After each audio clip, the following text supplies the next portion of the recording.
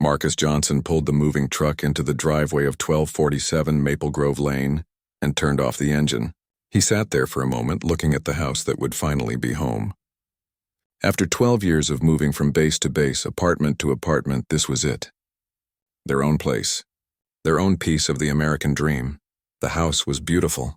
2 stories of red brick with white shutters and a front porch that wrapped around the corner. The lawn was green and perfect, just like all the other lawns on the street. Big oak trees lined both sides of the road, their branches meeting overhead like a natural tunnel. Everything looked like a picture from a magazine. "Dad, are you going to sit there all day?" His daughter Maya called from the passenger seat. At 16, she had her mother's sharp wit and her father's patience, though the patience was wearing thin after the long drive from Norfolk. "Virginia, just taking it in, baby girl," Marcus said with a smile. "This is really it. We're home." His son Jordan, 14 and always ready with a joke, stuck his head between the front seats. Home is wherever Mom is, and she's still on that ship somewhere in the Atlantic Ocean. Marcus felt a small pang in his chest. Sarah had been deployed for 8 months now, serving as a captain in the U.S. Navy. She would be home in just 2 weeks, but moving day without her felt wrong somehow. They had planned this together, saved for this together, dreamed of this together. But the military had its own schedule, and families learned to work around it. "She'll be here soon enough," Marcus said, opening the car door. "And when she gets here, she's going to love what we've done with the place." The neighborhood was called Willowbrook Heights, and it lived up to its fancy name. Every house was different, but somehow the same. Some were colonial style like theirs, others were Tudor or Mediterranean. All of them were big, all of them were expensive, and all of them were perfectly maintained. The Homeowners Association made sure of that. Marcus had read all the rules before they bought the house. Pages and pages of regulations about lawn care, house colors, holiday decorations, and even what kind of mailbox you could have. It seemed a bit much, but he understood the idea. Everyone wanted their property values to stay high. The moving crew arrived 30 minutes later. 3 men in blue uniforms who moved with professional efficiency. Marcus had hired them because Sarah insisted. "We're not 25 anymore, Marcus," she had said over their video call. "Hire the professionals and keep your back in one piece." As boxes and furniture began flowing into the house, neighbors started to appear. Not to help, Marcus noticed, but to watch. They stood in their driveways or peeked through their windows, observing the new family with careful curiosity. Mrs. Henderson from across the street was the first to actually approach. She was an older woman with silver hair pulled back tight and clothes that probably cost more than Marcus made in a week. "You must be the new owners," she said, but she didn't sound particularly welcoming. "That's right. Marcus Johnson." He wiped his hands on his jeans and extended one toward her. She looked at it for a second too long before shaking it briefly. "Patricia Henderson. I'm the HOA president." The way she said it made it sound like she was announcing she was the queen. "I trust you've reviewed all the community guidelines?" "Yes, ma'am. Read every page." "Good. We take our standards very seriously here in Willowbrook Heights. It's what maintains our property values and our community character." She paused, looking at the moving truck and then back at Marcus. "I assume your wife will be joining you soon?" "She's in the Navy. She'll be home from deployment in 2 weeks." Mrs. Henderson's eyebrows went up slightly. "Military." She said it like it was a diagnosis. "Well, I'm sure she understands the importance of following rules and maintaining order." "Yes, ma'am." 20 years in the service." 20 years. Mrs. Henderson repeated the words slowly. "Well, I suppose that's substantial. I'll have someone drop off a welcome packet with all the current guidelines. Some things may have changed since you received your initial paperwork." After she left, Marcus felt a strange knot in his stomach. Something about the conversation didn't sit right, but he couldn't put his finger on what exactly. Maybe it was just the stress of moving day. Maya and Jordan came running out of the house, excited to explore their new neighborhood. "Dad, can we walk around and see everything?" Maya asked. "Sure, but stay together and don't wander too far. Dinner's going to be pizza in about an hour." Marcus watched his children walk down the sidewalk, pointing at different houses and talking about which ones they liked best. They looked happy, and that made him feel better about everything. This move was for them as much as anyone. Good schools, safe neighborhoods, opportunities they wouldn't have had in some of the places the military had stationed them. The moving crew finished just as the sun was setting. Marcus tipped them well and watched the truck disappear around the corner. Then it was just him and the kids. standing in their new living room surrounded by boxes and furniture that didn't quite fit yet. "It doesn't feel like home without Mom," Jordan said quietly. Marcus put his arm around his son's shoulders. "It will, give it time. Your mom has this way of making any place feel like home just by being there." They ordered pizza and ate it sitting on the floor of their new kitchen, talking about which rooms they wanted to unpack first and what they wanted to show Mom when she got home. Maya was excited about her new school, which had a debate team and an honors program. Jordan was happy about the basketball hoop that came with the house. Later that night, after the kids had gone to bed in their new rooms, Marcus sat on the front porch steps and called his wife. The video connection was scratchy, but seeing her face made the whole day feel complete. "How's my family?" Sarah asked, her voice cutting in and out through the ship's internet connection. "Good. The house is beautiful, honey. You're going to love it." "Any problems with the neighbors?" Marcus hesitated. "Met the HOA president. She seems intense." Sarah laughed, though the sound was delayed by the connection. "I've dealt with intense before. We'll be fine. I know we will. I wish you were here. 2 weeks, baby. 2 weeks and I'll be home for good. Shore duty for the next 3 years. No more deployments." That night, Marcus fell asleep in their new bedroom, surrounded by boxes but feeling hopeful. Tomorrow he would start unpacking. Tomorrow the kids would explore more of the neighborhood. Tomorrow they would begin building their life in Willowbrook Heights. He had no idea that tomorrow would also bring the first sign that not everyone in their perfect new neighborhood wanted them there. Marcus found the first note 3 days after moving in. It was tucked under his windshield wiper like a parking ticket, folded into a neat square with "Homeowner Notice" printed across the top in bold letters. He unfolded it while drinking his morning coffee on the front porch. The note was typed formal and polite in a way that somehow managed to sound rude. "Dear homeowner," it began. "It has come to the attention of the Willowbrook Heights Homeowners Association that a basketball hoop has been installed in your driveway in possible violation of Section 4.2.7 of the Community Guidelines. Please review the appropriate regulations regarding recreational equipment placement and ensure compliance within 72 hours. Failure to address this matter may result in additional action. Sincerely, the HOA Board." Marcus looked at the basketball hoop that had been there when they bought the house. It was attached to the garage, exactly like the one he could see in the driveway 2 houses down. He walked over and measured the distance from the property line, just like the guidelines specified. 15 feet exactly, well within the rules. He decided to ignore the note, probably just a mistake. The second note appeared 4 days later, this time stuck to his front door with tape. "Dear homeowner, this is a follow-up notice regarding the basketball hoop violation previously reported. Additionally, it has been observed that vehicles are frequently parked on Maple Grove Lane during non-permitted hours. Please remind your visitors of the guest parking regulations outlined in Section 6.1 of the Community Guidelines." Marcus read the note twice, trying to understand what it meant. Jordan had made friends with a kid named Tyler from 3 streets over. Tyler rode his bike to their house and usually left it on the front lawn. He'd been coming over every day after school to shoot hoops. His parents picked him up around dinner time, parking briefly in front of the house. That evening, Marcus walked the neighborhood with Jordan and Maya. He wanted to see if other families had the same issues. What he found made the knot in his stomach grow bigger.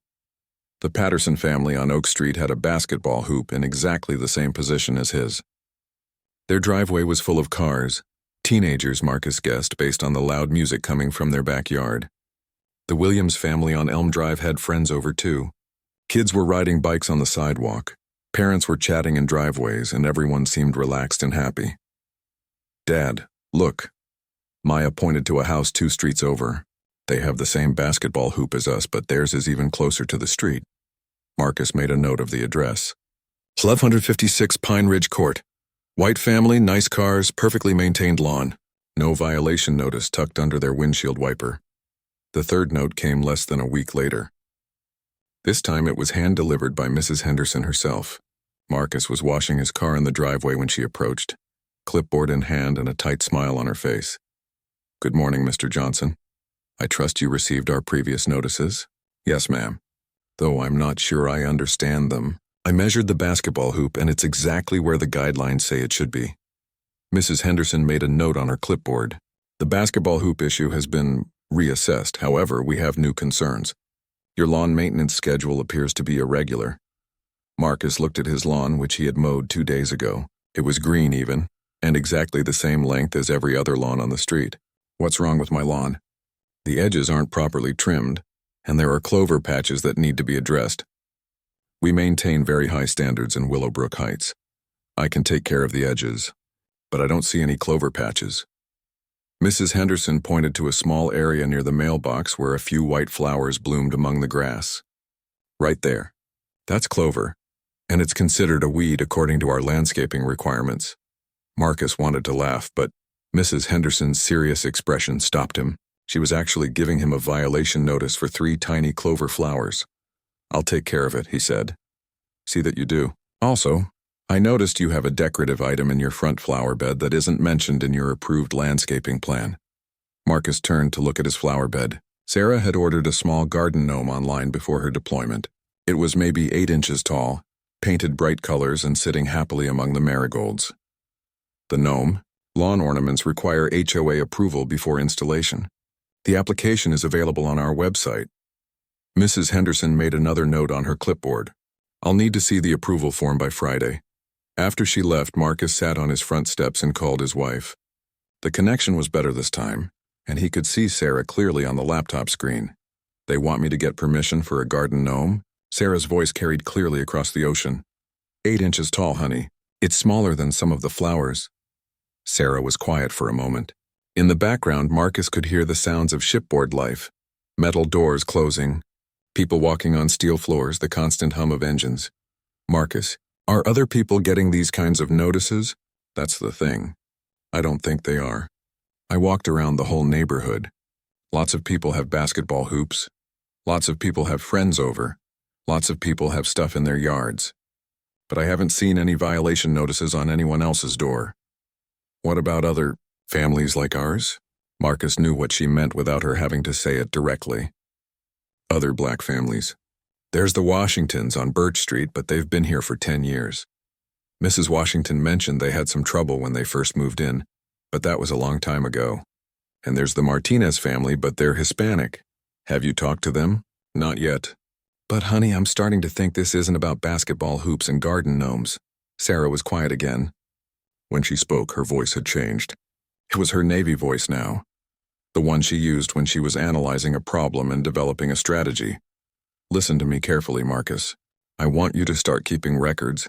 Every note, every conversation, every interaction with the HOA. Write down dates, times, exactly what was said. Take pictures of everything they complain about. You think it's going to get worse? I think we need to be prepared. And Marcus, don't let them intimidate you. Don't let them make you feel like you don't belong there. You earned that house. We earned that house. We have just as much right to be there as anyone else. That night, Marcus started a folder. He put all the HOA notices inside, along with printed photos of his lawn, his basketball hoop, and his tiny garden gnome. He wrote down everything Mrs. Henderson had said, word for word as best he could remember. Maya found him at the kitchen table writing in a notebook. Dad, what are you doing? Just keeping track of some things, baby girl. Nothing for you to worry about. But Maya was smart, and she'd inherited her mother's ability to read people. It's the HOA lady, isn't it? She doesn't want us here. Marcus looked at his daughter, trying to decide how much truth she could handle. At 16, she was old enough to understand how the world worked, but he still wanted to protect her from its ugliness. Some people have a hard time with change, he said finally, but we're not going anywhere. This is our home now. Maya nodded, but Marcus could see the worry in her eyes. His children had been military kids their whole lives. They were used to being the new kids, used to having to prove themselves, used to people making assumptions about them. But they'd never lived in a place where someone with power and authority seemed determined to make them unwelcome. The 4th note arrived the next morning. This time it was about Jordan's bicycle, which was apparently parked in violation of the recreational equipment storage guidelines. The bike was in their own garage. The violation started coming faster after that 4th note. Marcus would find them tucked under his windshield wiper, taped to his front door, or slipped through his mail slot. Sometimes there were 2 in one day. Garbage cans visible from street during non-collection hours. Marcus had put his trash out at 6 a.m. on collection day, exactly like the guidelines said. He walked the neighborhood and counted 15 other families who had done the same thing. None of them had violation notices. Unapproved paint color on front door trim. The trim was white. It had been white when they bought the house. Marcus checked his closing documents and found the HOA approval from 2019. The paint color was called pure white, and it was specifically listed as acceptable. Excessive noise during quiet hours. This one made Marcus angry. Jordan had been shooting baskets at 4:30 in the afternoon on a Saturday. The quiet hours, according to the guidelines, were 10 p.m. to 8 a.m. Marcus decided it was time to talk to his neighbors. He started with the Washingtons on Birch Street. Robert Washington was a doctor who worked at Atlanta General Hospital. His wife Carmen was a teacher. They'd lived in Willowbrook Heights for 10 years, and their house was one of the most beautiful in the neighborhood. Their lawn looked like it belonged on a golf course. "Oh, you're getting the treatment," Robert said when Marcus showed him the stack of violation notices. They were sitting on the Washingtons' back deck, drinking iced tea while their kids played in the yard. "You went through this too? First 2 years we lived here. Constant complaints about everything. Our lawn, our cars, our friends visiting. They even complained that Carmen was playing music too loud when she was gardening. Classical music, by the way. Beethoven at barely audible levels." Carmen joined them on the deck, wiping her hands on a kitchen towel. It was exhausting. "We almost sold the house and moved." "What changed?" Marcus asked. Robert and Carmen exchanged a look that Marcus couldn't quite read. "We got a lawyer," Carmen said finally. "A good one." He wrote some letters, made some phone calls. The harassment stopped pretty quickly after that. "They backed down when they realized we weren't going to be pushed around," Robert added. "But Marcus, I have to tell you something. You're the first black family to move into the neighborhood since us, and Mrs. Henderson wasn't the HOA president when we moved in." That evening, Marcus called the Martinez family on Cedar Lane. Luis Martinez was a software consultant who worked from home. His wife Rosa was a nurse practitioner. They had 2 young children and a dog that barked occasionally. "We had some problems the first year," Luis said over the phone, "but nothing like what you're describing. A few complaints about our dog, some questions about our landscaping. It was annoying, but it wasn't constant like what you're dealing with." "Did Mrs. Henderson give you the violations personally?" "No, most of ours came in the mail. And they stopped after we joined the HOA board. I'm the treasurer now, so I see all the financial records. It's interesting what you learn when you have access to the books." Marcus made a note to ask Luis more about that later. The next violation notice was about weeds in their flower bed. Marcus looked at the area Mrs. Henderson had pointed out and found exactly 3 dandelions. He spent an hour pulling weeds from his entire yard, then walked through the neighborhood again. The house next door had dandelions scattered across their entire front lawn. The house across the street had what looked like crabgrass growing in patches through their flower beds. Marcus took pictures of everything. 2 days later, another notice arrived. This one was about unauthorized modifications to approved landscaping design. Marcus had planted new flowers in the backyard, in an area that wasn't visible from the street. According to the HOA guidelines, landscaping changes that weren't visible from public areas didn't require approval. That same afternoon, Jordan came home from school upset. "Dad, some kid at school said his mom told him we were probably going to get kicked out of the neighborhood because we don't know how to follow rules." Marcus felt heat rise in his chest. "What kid?" "Tommy Henderson. He said his mom is important in our neighborhood and that people who don't respect the community don't get to stay." Marcus realized Tommy Henderson was probably Mrs. Henderson's grandson. The woman was involving children now, spreading stories that made his son feel unwelcome at school. "Jordan, listen to me. We're not getting kicked out of anywhere. This is our home. We bought it, we pay our taxes, and we follow the rules just like everyone else. But Dad, what if—" "No what ifs. Your mom is coming home in 4 days. She spent 20 years defending this country, and she's not going to let some small-minded people push us around." But privately, Marcus was getting worried. The violation notices were piling up, and each one mentioned potential fines and penalties if the issues weren't resolved. He'd started researching HOA law online and learned that in Georgia, homeowners associations had significant power. They could place liens on houses, charge thousands of dollars in fines, and even begin foreclosure proceedings in extreme cases. The breaking point came 3 days before Sarah was scheduled to return home. Marcus was at work when Maya called him, crying, "Dad, you need to come home right now." Marcus left work immediately and drove the 25 minutes to Willowbrook Heights with his heart pounding. He found Maya and Jordan sitting on the front steps, both of them looking shaken. "What happened?" "Mrs. Henderson came by with 2 men," Maya said through her tears. "She said they were inspecting our property for code violations. They walked all around the house taking pictures and writing things down. They looked in our backyard without asking," Jordan added, "and they took pictures of my basketball hoop and said it might have to be removed." Marcus felt something shift inside him. It was one thing to harass him with paperwork and complaints. It was another thing entirely to upset his children and invade their property while he wasn't home. He called Mrs. Henderson immediately. "Mrs. Henderson, this is Marcus Johnson. I understand you were at my house today while I was at work. The HOA has the right to inspect properties for compliance issues. Mr. Johnson, it's clearly stated in the community guidelines.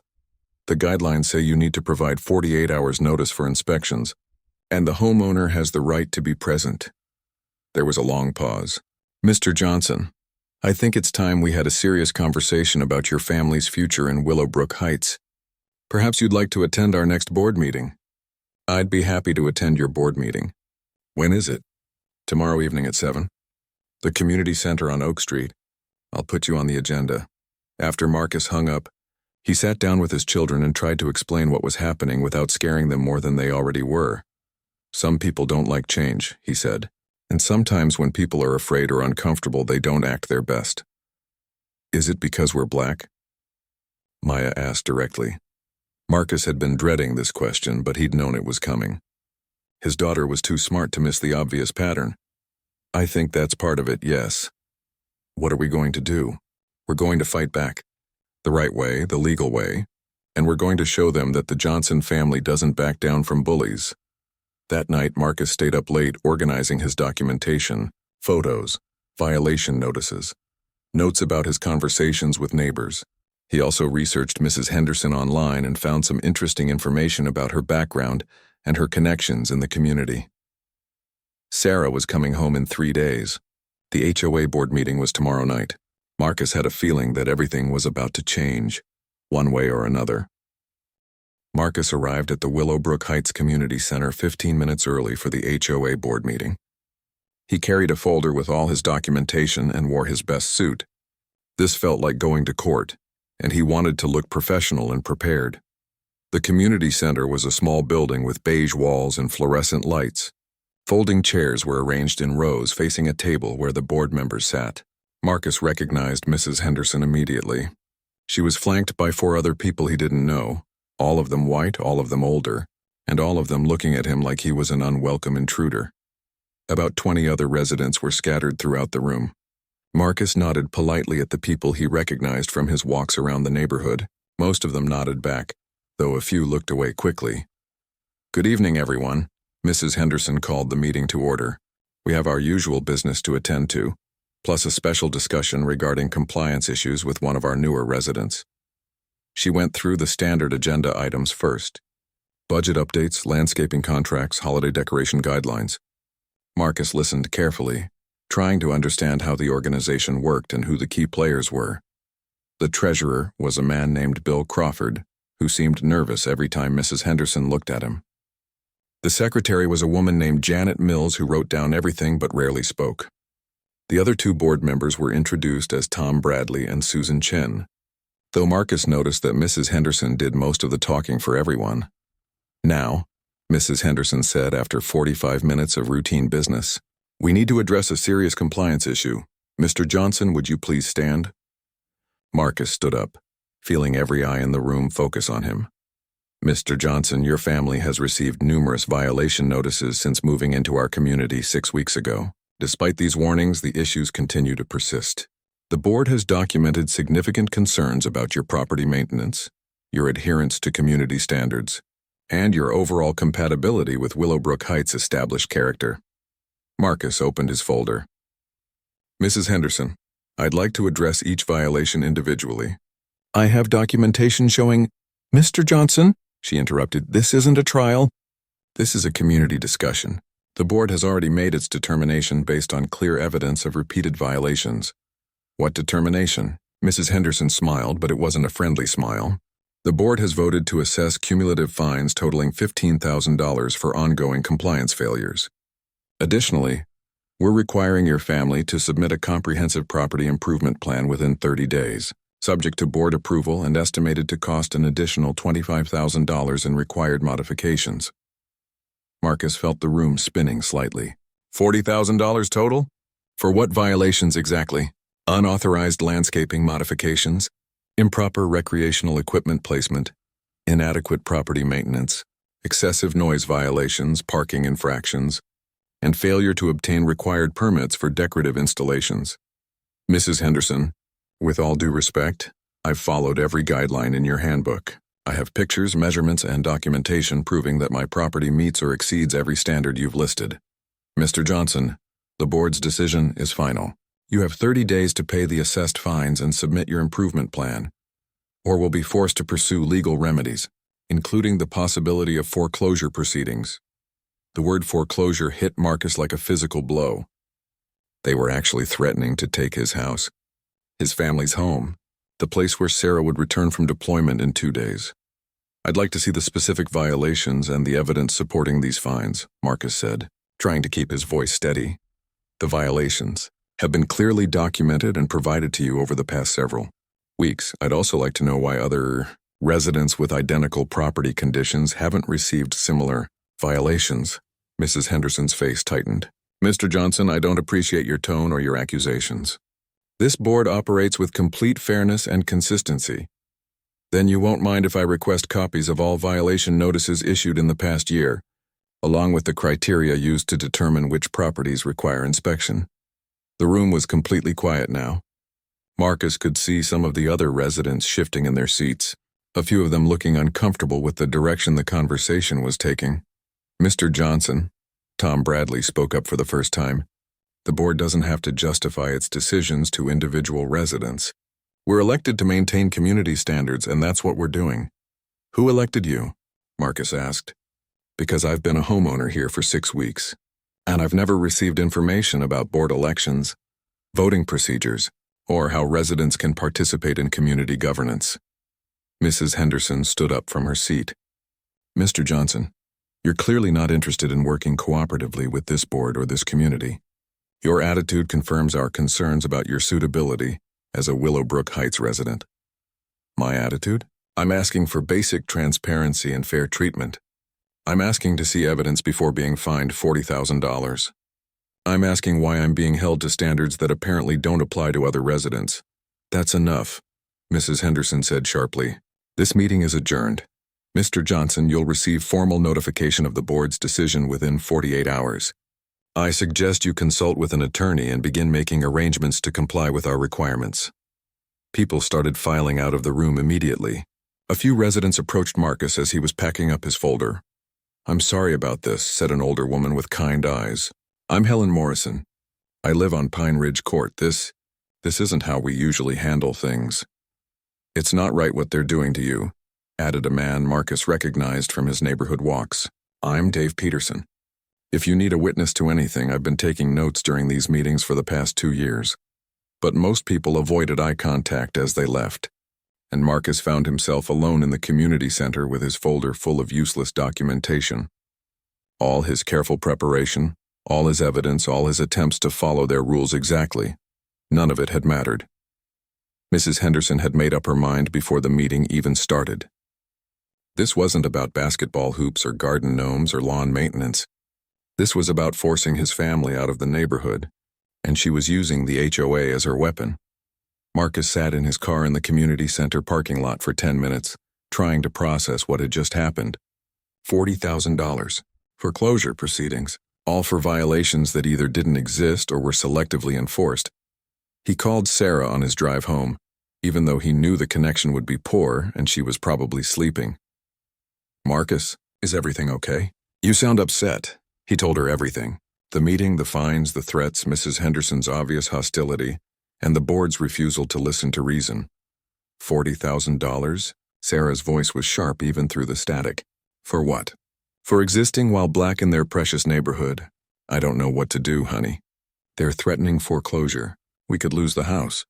Marcus, listen to me very carefully. We are not losing that house. We are not being pushed out of our home by some small-minded racist with a clipboard and a superiority complex. But Sarah, $40,000, is money we don't have to pay for violations that don't exist. Marcus, I've been dealing with people like this my entire career. People who use their tiny bit of power to try to intimidate others. People who count on you being too scared or too tired to fight back. What do you want me to do? Document everything. Contact an attorney tomorrow. And Marcus, don't pay them a single penny. Don't admit to any violations. Don't sign anything they send you. We're going to fight this the right way, with the right tools, and we're going to win. When Marcus got home, Maya and Jordan were waiting up for him, despite it being almost 10 p.m. on a school night. How did it go, Dad? Maya asked, though his face probably already told her the answer. Marcus sat down on the couch between his children and tried to figure out how to explain that some adults were so filled with hate that they would try to destroy a family's life over the color of their skin. It didn't go well, baby girl. But your mom and I are going to handle this.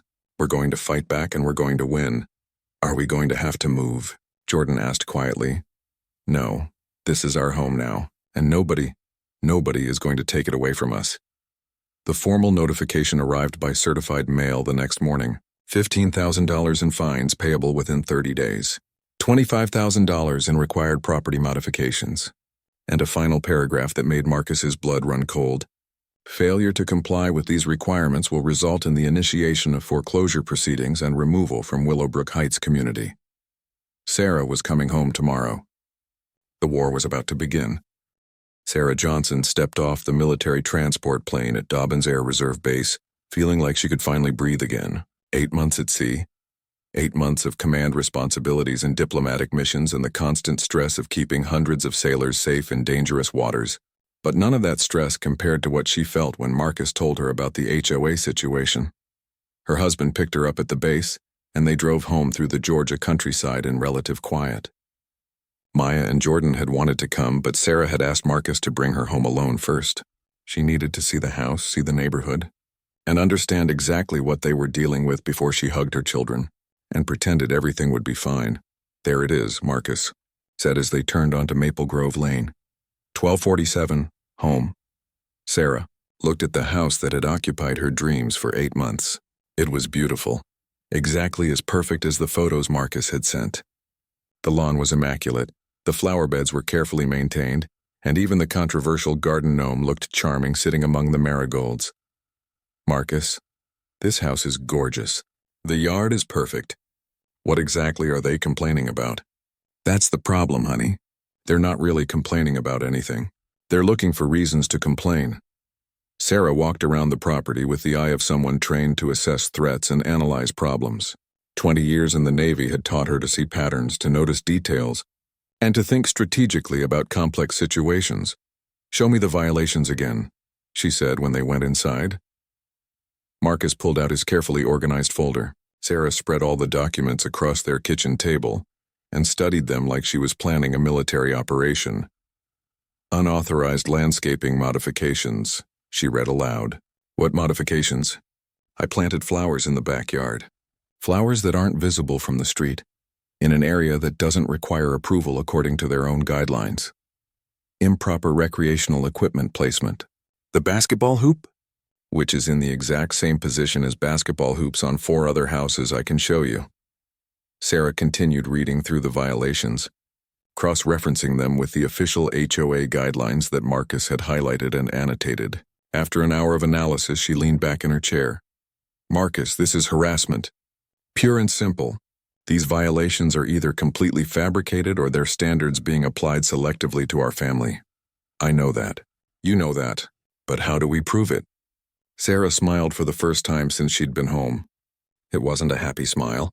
It was the smile she wore when she was about to outmaneuver an opponent who had underestimated her. We prove it by doing what I do best: research, documentation, and strategic planning. They picked the wrong Navy captain to mess with. The next morning, while Marcus went to work and the kids went to school, Sarah began her investigation.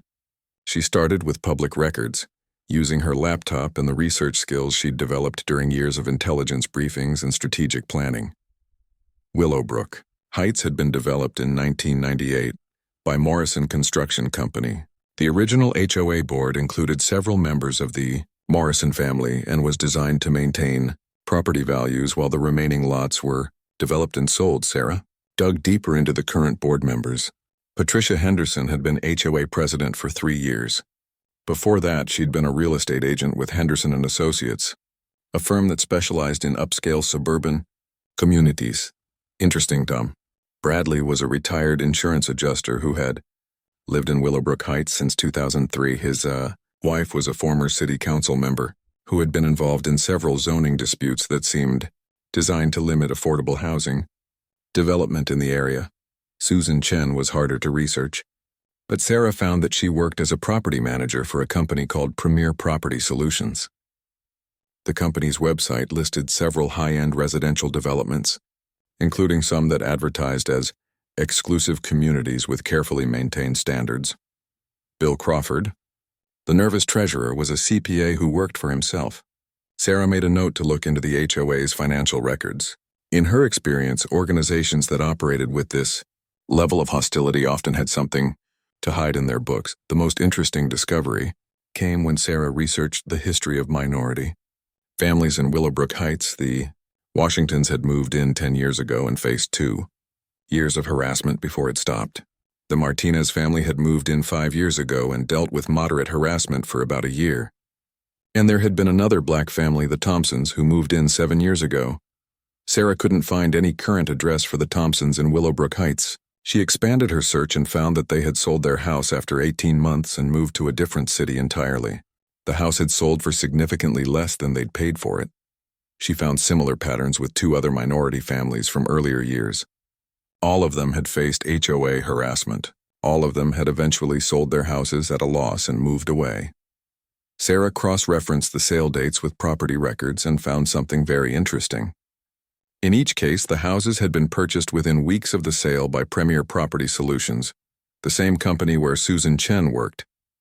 Premier would hold the houses for a few months, make minimal improvements, and then resell them at significant profits to white families who never seemed to face any HOA violations.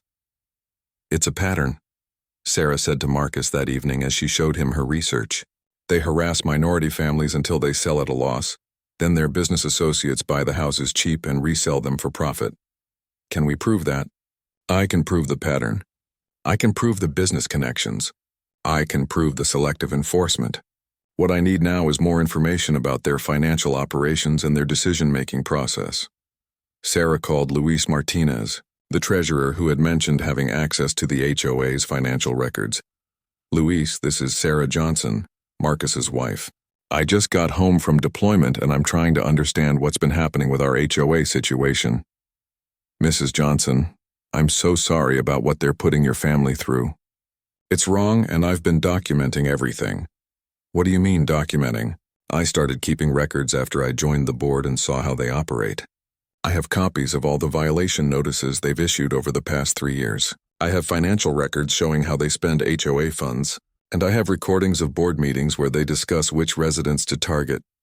Sarah felt her heart rate increase. "Recordings?" "I started recording the meetings when I realized what was happening. In Georgia, it's legal as long as one party consents, and as a board member, I consent to recording our official meetings." "Luis, would you be willing to share those records with me?" "Mrs. Johnson, I've been waiting for someone to ask. I joined this board to serve the community, not to help a few people run a discrimination scheme." They met that evening at a coffee shop in downtown Marietta, away from Willowbrook Heights and the prying eyes of nosy neighbors. Luis brought a folder that was 3 times thicker than Marcus's collection of violation notices. "This is everything," Luis said. "Financial records, meeting minutes, copies of all violations they've issued, and audio recordings of the past 18 months of board meetings." Sarah opened the folder and immediately saw patterns that made her blood boil. The HOA had issued 47 violation notices in the past 3 years. 43 of them had gone to minority families or families with non-traditional structures, single mothers, elderly residents living alone, or young couples without children. "Luis, this is systematic discrimination. It gets worse. Look at the financial records. They've spent HOA funds on legal fees to harass residents, but they've also spent money on property inspections and legal research that benefits Premier Property Solutions. I think they're using our dues to subsidize their business operations." Sarah looked at the financial records and saw thousands of dollars in payments to law firms, inspection companies, and consulting services, all of which seemed designed to support their harassment campaigns rather than maintain the community. But the audio recordings were the most damaging evidence. Sarah listened to Patricia Henderson's voice, clearly stating that certain families don't fit the character we're trying to maintain, and Tom Bradley discussing which houses would be good investment opportunities if they could encourage the current owners to relocate. "This is conspiracy," Sarah said. "This is fraud. This is a civil rights violation on multiple levels. What are you going to do?" Sarah looked at Louise with the same expression her sailors saw when she was preparing for a complex military operation. "I'm going to destroy them, legally, thoroughly, and permanently." That night, Sarah worked until 3 a.m., organizing evidence and developing a strategy. She had 20 years of experience in leadership, logistics, and strategic planning. Patricia Henderson had no idea what was about to hit her. The war was about to begin, and Captain Sarah Johnson was ready for battle. The silence in the room lasted for nearly 30 seconds. Mrs. Henderson stood frozen behind her chair, her face pale except for 2 bright red spots on her cheeks. The other board members looked like they wanted to disappear into their seats. Finally, Tom Bradley cleared his throat and tried to regain some control of the situation. "Captain Johnson, these are very serious accusations. If you have evidence of wrongdoing, you should present it through proper legal channels, not make speeches at community meetings." Sarah turned her attention to Bradley with the same calm intensity she'd used on Mrs. Henderson. "Mr. Bradley, I've already contacted the Georgia Attorney General's office, the Department of Housing and Urban Development, and the FBI's Civil Rights Division. They're all very interested in the pattern of discrimination and financial irregularities I've documented." Bradley's confident expression crumbled. "The FBI? Using an HOA to systematically discriminate against minority families is a federal crime. Mr. Bradley, conspiracy to violate civil rights, fraud involving federally backed mortgages, and mail fraud for sending fabricated violation notices." Sarah opened her folder and began placing documents. On the table in front of the board, "Members, I have copies of every violation notice you've issued in the past 3 years.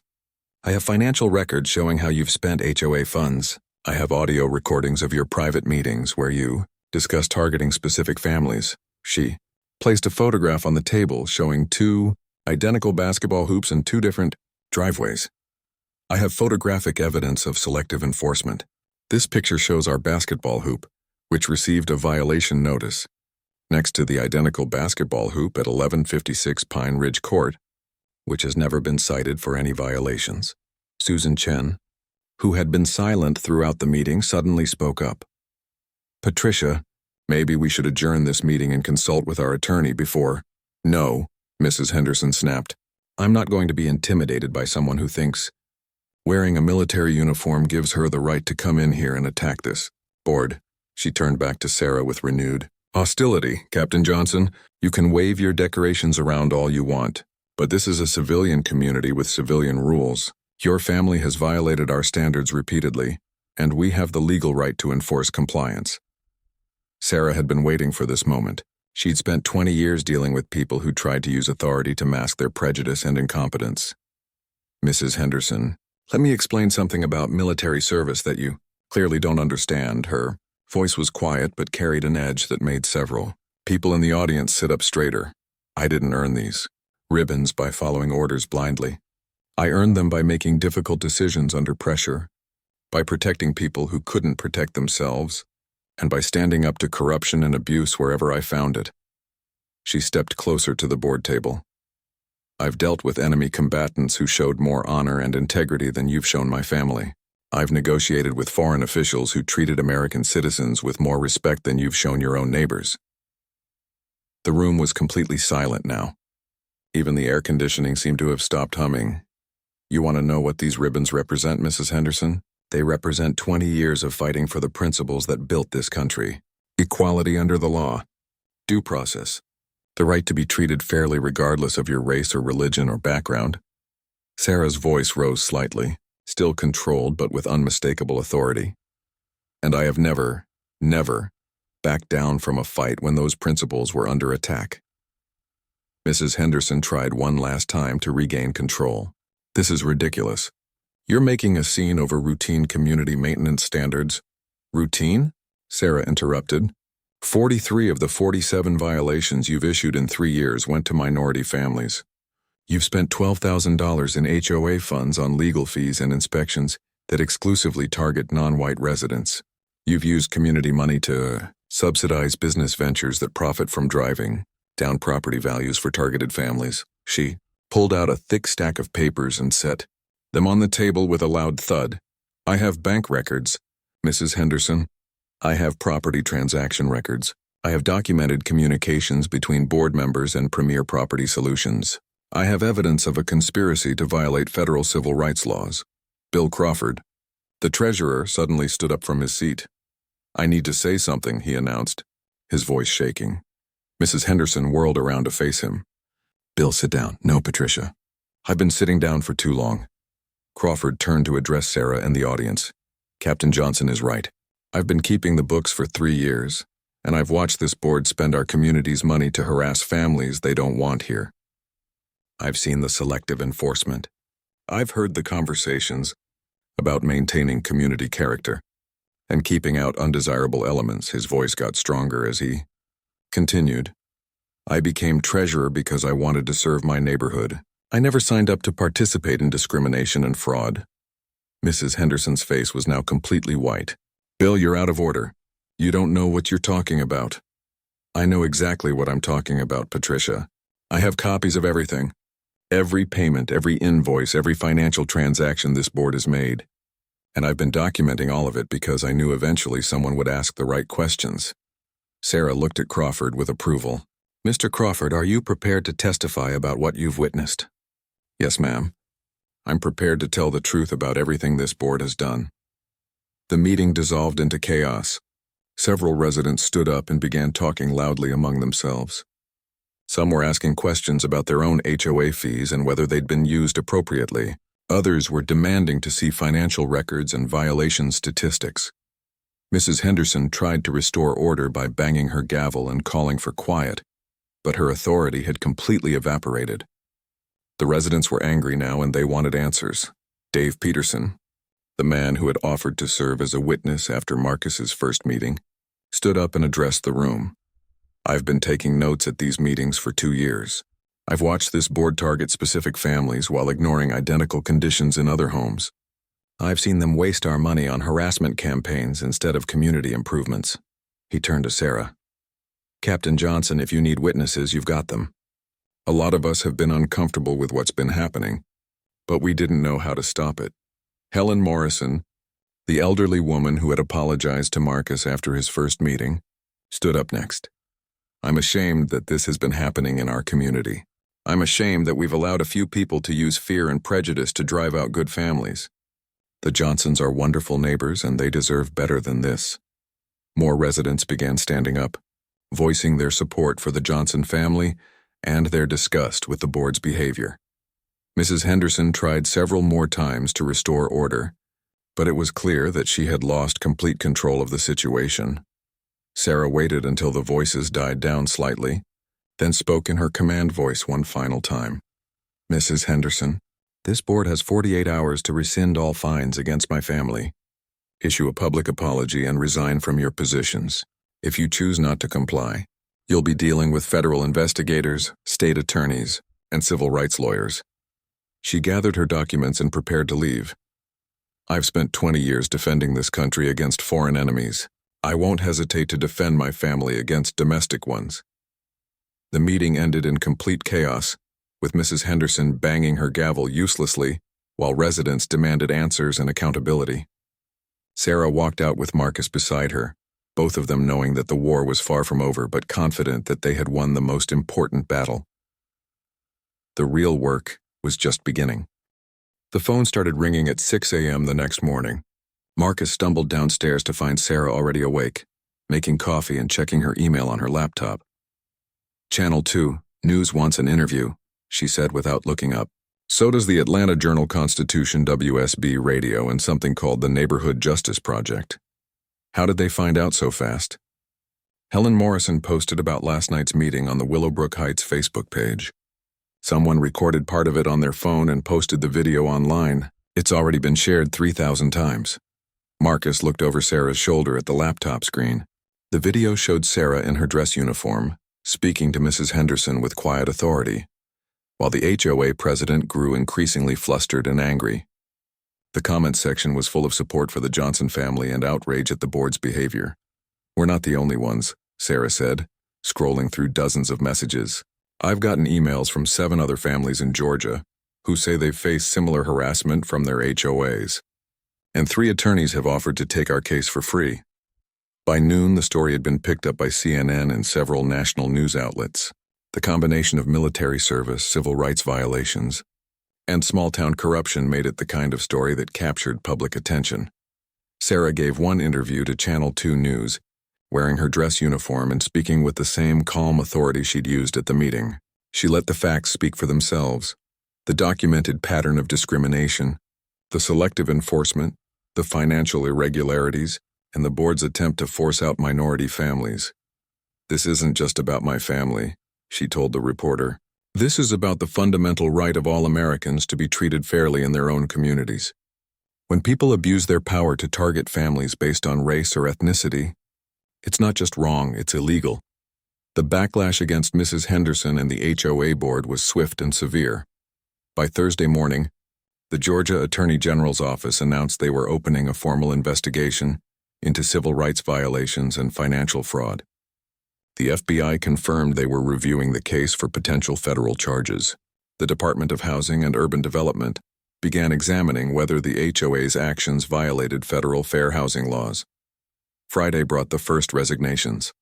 Susan Chen stepped down from the board, claiming she wanted to focus on her family and had been unaware of any discriminatory practices. Tom Bradley followed on Saturday, issuing a statement that he disagreed with the board's recent decisions and couldn't continue serving. Bill Crawford, the treasurer who had spoken up at the meeting, became an unexpected hero in the community. Residents learned that he had been documenting the board's questionable activities for months and had tried unsuccessfully to raise concerns through internal channels before going public. "I joined the board to serve my neighbors," he told a reporter. "When I realized we were hurting people instead of helping them, I couldn't stay silent anymore." The most dramatic development came on Sunday evening. Marcus was grilling hamburgers on their back patio when Mrs. Henderson appeared at their side gate. She looked like she had aged 10 years in a week. Her perfectly styled hair was disheveled, her clothes were wrinkled, and her eyes were red-rimmed. "Captain Johnson, could I speak with you for a moment?" Sarah came outside still wearing casual clothes but somehow maintaining the same commanding presence she'd shown in uniform. "Mrs. Henderson, what can I do for you?" I wanted to apologize for everything. For the way I treated your family, for the violations, for all of it." Sarah studied the woman's face carefully. "Are you apologizing because you're sorry, or because you're in legal trouble?" Mrs. Henderson flinched at the directness of the question. "Both, I suppose. But mostly because I know what we did was wrong. What you did was illegal, Mrs. Henderson. It was also cruel, racist, and harmful to families who had done nothing wrong." I know that now. I've spent the past week thinking about everything that happened, and I can't believe I let things go so far." Sarah didn't respond immediately. She was thinking about the families who had been driven out of the neighborhood before hers, the money that had been wasted on harassment campaigns, and the damage that had been done to the community's reputation. "Mrs. Henderson, an apology doesn't undo the harm you've caused. It doesn't compensate the families you forced to sell their homes at a loss. It doesn't repair the trust you've broken in this community. I understand that. I'm resigning from the board, and I'm prepared to cooperate fully with any investigations." That's a start. "But it's not enough." Mrs. Henderson looked confused. "What do you want me to do?" Sarah had been thinking about this conversation for days, planning what she would say if it ever happened. "I want you to publicly acknowledge what you did and why you did it. I want you to help other communities learn from this situation so it doesn't happen again. And I want you to support changes to HOA governance that prevent future discrimination." 3 weeks later, the transformation was complete. Mrs. Henderson had resigned and issued a public statement, acknowledging that the board had engaged in systematic discrimination against minority families. She admitted that personal prejudices had influenced her decisions and apologized specifically to the families who had been harmed. Tom Bradley and Susan Chen also resigned, and the Georgia Attorney General's office announced they were negotiating plea agreements that would require them to pay restitution to affected families and perform community service focused on civil rights. Education. The FBI investigation revealed financial irregularities totaling more than $50,000, including HOA funds that had been used to benefit board members' business interests. Premier Property Solutions faced federal charges for conspiracy and fraud. The old board was replaced by new members elected in a special vote that saw record turnout. Bill Crawford was elected as the new president, with Dave Peterson as vice president and Helen Morrison as secretary. The new board's first action was to formally apologize to the Johnson family and rescind all fines and penalties. But the most meaningful change was in the neighborhood itself. Maya and Jordan had initially been worried about staying in Willowbrook Heights after all the conflict. They wondered if their classmates would treat them differently, if neighbors would hold grudges, if the community would ever feel like home. Instead, they found themselves surrounded by support. The Peterson family invited them to a barbecue. The Morrisons brought them homemade cookies and offered to help with yard work. The Martinez family organized a block party to welcome the Johnsons properly and celebrate the new board. "Dad," Jordan said one evening while they were shooting baskets in the driveway, "I'm glad we didn't move." "Why's that, son?" "Because now all the bad people are gone, and we get to stay with all the good ones." Sarah, who was watching from the front porch, smiled at her son's simple wisdom. Sometimes the best way to fix a broken system was to stand up to it, fight back, and show everyone what the community could be when good people were in charge. The garden gnome still sat among the marigolds, tiny and colorful and completely unremarkable, but now it seemed less like a decoration and more like a symbol, a reminder that small things could spark big changes when the right person was willing to fight for what was right.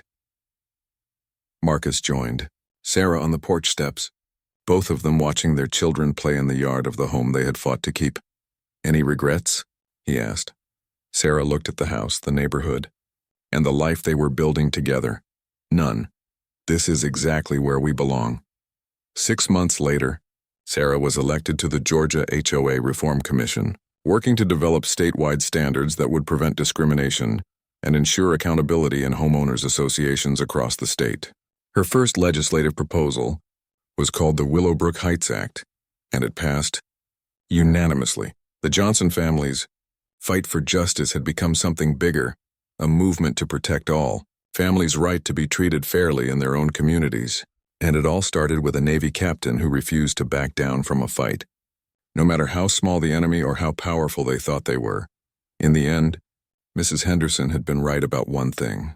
The military had taught Sarah about following rules and maintaining order.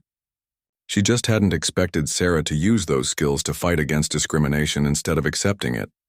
The war was over. Justice had won, and the Johnson family was finally truly home.